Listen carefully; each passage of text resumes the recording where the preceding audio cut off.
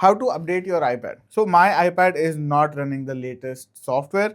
So let me go and show it to you. I go to general and then about. So in about you can see iPadOS version is 18.5. As you may already know, we have iPadOS 26 running on most iPads, I would say. Most modern iPads. This is a 10th gen iPad and it does support iPadOS 26. But how do you actually go and check for a software update?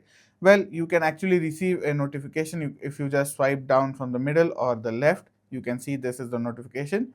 So in there you may get a notification saying, hey, your iPad has a software update available. If not, you can see a bubble on the settings app saying a number or something like that, which will tell you, hey, you have a software update. Once you click on it, of course, it will come up over here. And if you want to manually check, you can just go to settings, general, and then click on software update.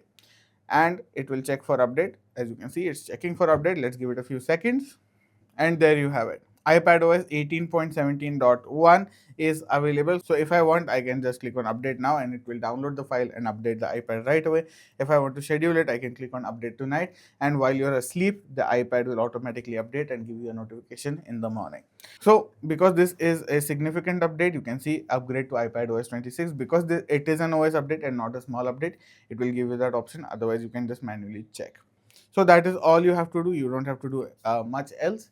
Hopefully this video has been helpful to you. If you have any doubts, please let me know in the comments. Like, share and subscribe. See you in the next video.